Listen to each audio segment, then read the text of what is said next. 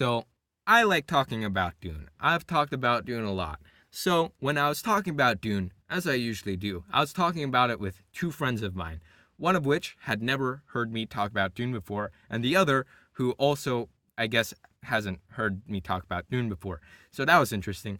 This first friend, she said that she never met anyone that met any Dune lover who has stopped talking about Dune. Like, we endlessly speak, which, it's like accurate.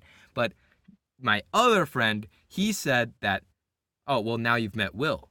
Because again, he probably hasn't heard me talk about Dune before, so he thought it was the first time I was mentioning it. But that made me think about, oh, that's interesting. Obviously, my other friend, she hasn't heard of anyone who's a Dune person who hasn't stopped talking about Dune, because the only Dune people that she would know about that like Dune are the ones who always talk about Dune. So she assumes that all the Dune people are like that because she's only heard of Dune people that constantly talk about Dune.